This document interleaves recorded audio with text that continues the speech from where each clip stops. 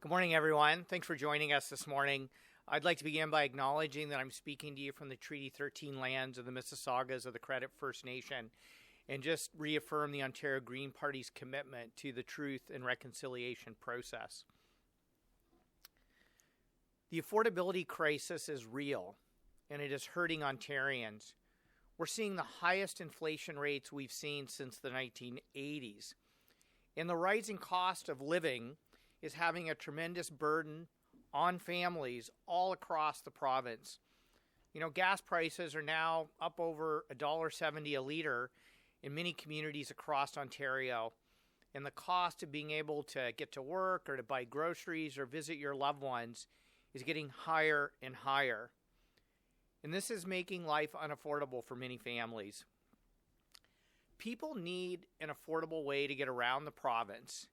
And that is why today, the Ontario Greens are calling on the provincial government to cut transit fares in half for all transit services across the province, all municipal services and all communities across Ontario, GO services, and Ontario Northland services.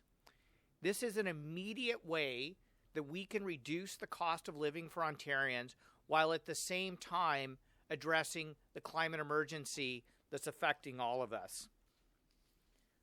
You know, the other parties, they put forward plans that will increase and incentivize the use of fossil fuels, worsening the escalating costs of the climate crisis. And that's why we need a party with new ideas, delivering real solutions to old problems, to address the financial concerns and the affordability challenges that families are facing right now, with immediate solutions to deliver them financial relief while at the same time addressing the climate emergency and getting big oil out of our wallets. In the long term, we can build more livable, affordable, connected communities where we don't force Ontarians to travel long distances just to be able to afford to have a place to call home. But while we're getting there, let's make transit affordable. Let's cut the costs in half for the average consumer to help them get around, get to work, and visit their loved ones. I'm happy to take any questions.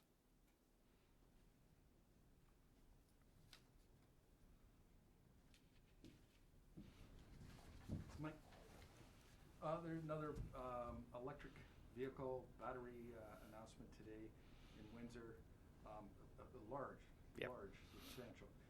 First of all, your thoughts on that, and then reflecting the history of Ontario and their electric vehicles.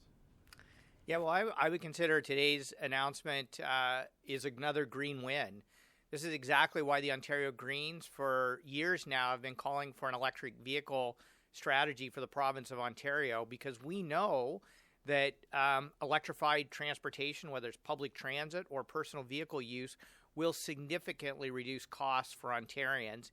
And we believe Ontario is well positioned to be the global leader in a mining to manufacturing electric vehicle supply chain. The challenge is we're playing catch up right now because of the hostility of the Ford government to electric vehicles. In the U.S. last year alone, $25 billion invested in electric vehicle supply chains, $11.5 billion in the states of Kentucky and Tennessee alone. Ontario should be capturing more of those investment dollars, creating jobs right here in Ontario. That's why we need a government. That's why we need a green government to roll out the red carpet to support both the production of electric vehicles, but also the consumption of electric vehicles. And so I don't understand why the Ford government is so hostile to making electric vehicles more affordable for the average consumer. First of all, why aren't we having, you see a substantial investments across the states. In Texas, that's where they're making the Teslas, a lot of Teslas. Yep. You mentioned two other states that are investing a lot in government funding into building electric vehicles there. And those are the states we've traditionally compete against in building automobiles. Why are we just building a battery plant? We have all the resources here, and it's always expensive to get natural resources elsewhere. It's a great question. I mean, one of the things you're seeing in the United States right now are the fruits of policies that were brought forward by the Obama administration in supporting electric vehicle supply chains. Meanwhile, we had, an Ontario government canceling electric rebates, ripping out charging stations, and being actively hostile to renewable energy, which, by the way, there's a direct connection between electric vehicle batteries and battery storage for renewable energy. So that hostility by the Ford government has meant that Ontario is now playing catch-up.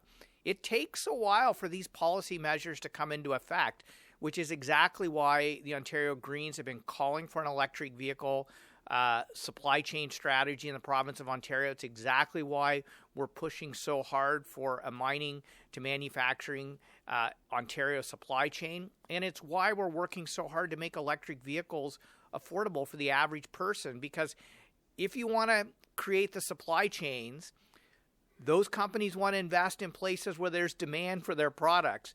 We have to build that demand in Ontario, and we can do it in a way that saves people money. And your reaction to the announcement today, it's a multi-billion-dollar announcement putting Windsor back in the automotive business. This is a green win and a good news story for Windsor, and I want to see more announcements like this across the province of Ontario, which is exactly why the Ontario Greens will continue to push for a made-in-Ontario mining to manufacturing supply chain strategy for electric vehicles and battery production. And it's exactly why we're calling for things like rebates for the purchase of new electric vehicles up to $10,000 so we can create the demand for those vehicles and help people save money. We get no callers on the line. Great. Thanks, Daryl. Appreciate it. Good to see you, Jamie.